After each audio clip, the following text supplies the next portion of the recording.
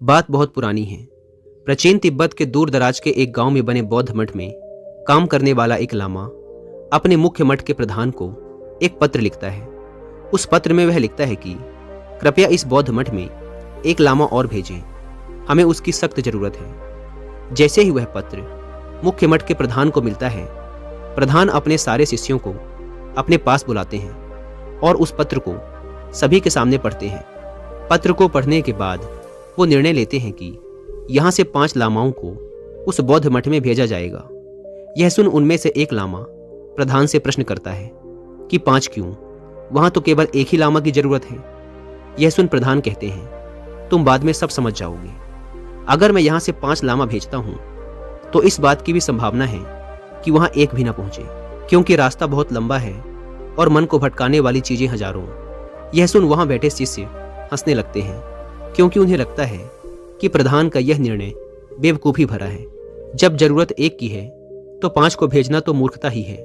लेकिन प्रधान अपने निर्णय पर अड़े रहते हैं और उनमें से 5 शिष्यों को वहां जाने के लिए चुन लेते हैं। अगली सुबह वो 5 भिक्षु अपनी यात्रा शुरू करते हैं। उसी दोपहर जब वो 5 एक गांव में से गुजर रहे थे, तभी दूर से भागता हुआ एक इंसान उनके पास आता है और कहता है, हमारे गांव के बौद्ध मठ में रहने वाले सन्यासी की मृत्यु हो चुकी है। हमें एक सन्यासी की सख्त जरूरत है। आप में से जो भी भिक्षु हमारे गांव में आकर रहेगा, उसके लिए एक बढ़िया तनख्वाह और रहने खाने की अच्छी व्यवस्था की जाएगी। गांव देखने में काफी अच्छा और धनवान लग रहा था। पूछने पर पता चला कि गांव में ज्यादातर बड़े किसान और अमीर व्यापारी ही रहते हैं, इसलिए गांव बहुत समृद्ध और खुशहाल है। यह सब जानने के बाद उनमें से एक भिक्षु कहता है, मैं सोच रहा हूं कि मुझे यहां रुक जाना चाहिए। आखिर ये भी तो बुद्ध का ही काम है, और वैसे भी वहां तो केवल एक ही भिक्षु की जरूरत है। आप 4 भिक्षु ही वहां के लिए काफी हो। इतना कहकर वो 5वां भिक्षु उस इंसान के साथ गांव के मठ की तरफ चल देता है। इसके बाद वो चारों भिक्षु उस गांव से आगे बढ़ जाते हैं। अगले दिन जब वो चारों एक राज्य से गुजर रहे थे, तभी उस राज्य का राजा अपने घोड़े पर सवार होकर उनके सामने से गुजरा। राजा की नजर उनमें से एक भिक्षु पर पड़ी, जो कि शरीर से बहुत मजबूत और देखने में बहुत आकर्षक था। राजा ने उन चारों को रोकते हुए कहा, मैं इस राज्य का राजा हूं। मेरी केवल एक ही बेटी है और मैं अपनी बेटी के विवाह के लिए एक युवक की तलाश में हूं। राजा ने उस सुंदर और मजबूत शरीर वाले भिक्षु की तरफ इशारा करते हुए कहा, मैंने अपनी बेटी के लिए जैसे युवक की कल्पना की थी, तुम बिल्कुल वैसे ही हो। क्या तुम मेरी बेटी से विवाह करोगे? मेरी मृत्यु के बाद तुम ही मेरे इस राज्य के अकेले वारिस होगे। उस जवान भिक्षु ने सोचा कि ऐसा मौका फिर जिंदगी में दोबारा कभी नहीं मिलेगा। राजा की बात को मान लेने में ही बुद्धिमानी है। यह सोचकर उसने राजा की बात को स्वीकार कर लिया। उस चौथे भिक्षु ने अपने बाकी साथियों को अलविदा कहा और राजा के घोड़े में सवार होकर वहां से चला गया। अब वो बचे हुए 3 भिक्षु अपने मठ के प्रधान की बात को महसूस कर पा रहे थे। वे सभी आपस में बातें कर रहे थे कि प्रधान ने ठीक ही कहा था कि रास्ता बहुत लंबा है और मन को भटकाने वाली चीजें हजारों। उन तीनों ने निर्णय किया कि वो अपने सफर को बहुत ही सावधानी पूर्वक पूरा करेंगे और ऐसी किसी भी चीज से अपने आप को भटकने नहीं देंगे। हालांकि अंदर से वो तीनों ही उन दोनों भिक्षुओं से जलन महसूस कर रहे थे जो उन्हें छोड़कर जा चुके थे। तीसरी रात वो तीनों भिक्षु अपना रास्ता भटक गए। बहुत ढूंढने पर उन्हें दूर से एक जलते हुए लैंप का प्रकाश दिखाई पड़ा। किसी तरीके से वे वहां तक पहुंचे।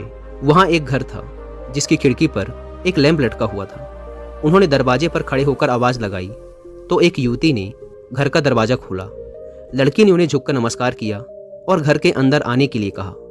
जब वो तीनों घर के अंदर बैठ गए तो लड़की ने कहा, आप लोगों को भगवान ने भेजा है, क्योंकि मैं इस घर में अकेली थी और अपने माता पिता के लौटने का इंतजार कर रही थी, लेकिन वो अभी तक नहीं लौटे। मुझे अकेलेपन से डर लगता है। अच्छा हुआ कि आप लोग आ गए। कृपया आप लोग कुछ दिन के लिए यहीं रुक जाएं, जब तक मेरे माता पिता वापस नहीं आ जाते। लड़की ने उन तीनों को खाने के लिए खाना दिया और सोने के लिए बिस्तर। अगली सुबह उन तीनों को वहां से निकलना था, लेकिन उनमें से एक भिक्षु युवती के विनम्र स्वभाव और उसकी सुंदरता पर मोहित हो गया था। उसने कहा, यह ठीक नहीं है। इस युवती के माता पिता अभी तक वापस नहीं लौटे, इसलिए मुझे इसकी देखभाल के लिए यहीं रुकना पड़ेगा। जब इसके माता पिता वापस आ जाएंगे तब मैं खुद ही तुम्हारे पास आ जाऊंगा। उन दोनों भिक्षुओं ने उस तीसरे भिक्षु को समझाने की बहुत कोशिश की, लेकिन वह कुछ भी सुनने को तैयार नहीं था। अंततः उन दोनों को ही आगे के सफर के लिए निकलना पड़ा। अगली सुबह जब वो दोनों एक गांव में से गुजर रहे थे तो एक बड़ी भीड़ ने उन्हें घेर लिया, क्योंकि वह गांव नास्तिक लोगों का था जो किसी भी धर्म में विश्वास नहीं रखते थे। गांव के लोगों ने उन्हें चुनौती दी कि तुम यह सिद्ध करो कि जो भी तुम्हारे बुद्ध ने कहा है वो सब सत्य है। गांव के एक बड़े विद्वान व्यक्ति ने भी उन्हें चुनौती दी कि आओ और मेरे साथ बहस करके यह सिद्ध करो कि तुम्हारे बुद्ध के सिद्धांत सच हैं। उन दोनों में से एक भिक्षु ने गांव वालों की चुनौती को स्वीकार कर लिया। यह देख दूसरे भिक्षु ने समझाते हुए कहा, तुम यह क्या कर रहे हो और ना जाने इस काम में कितना समय लग जाए, हमें जल्दी से उस मठ पर भी तो पहुंचना है। भिक्षु ने उत्तर दिया, इन गांव वालों को समझाने में चाहे मेरी पूरी जिंदगी ही बर्बाद क्यों न हो जाए, लेकिन मैं इनकी इस चुनौती को स्वीकार करूंगा। मैं बुद्ध का शिष्य हूँ और इन लोगों ने मेरे गुरु के सिद्धांत पर सवाल उठाया है, इसलिए मैं इन्हें गलत साबित करके ही रहूंगा। वैसे भी वहां सिर्फ एक ही भिक्षु की जरूरत है, इसलिए तुम जाओ।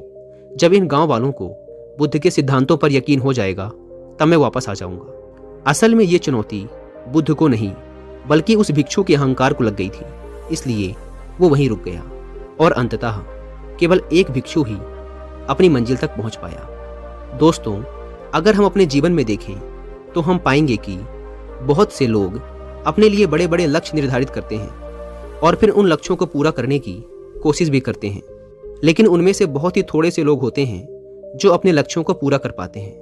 और इसका कारण ये है कि उनमें से ज़्यादातर लोग अपने लक्ष्य प्राप्ति के रास्ते में आने वाली भटकनों से भटक जाते हैं। इसलिए अगर आप एक सफल इंसान बनना चाहते हैं और अपने लक्ष्यों को पूरा करना चाहते हैं तो लक्ष्य प्राप्ति के मार्ग में आने वाली बाधाओं से विचलित होना छोड़ दीजिए, तभी जाकर आप अपनी मनचाही मंजिल को हासिल कर पाएंगे।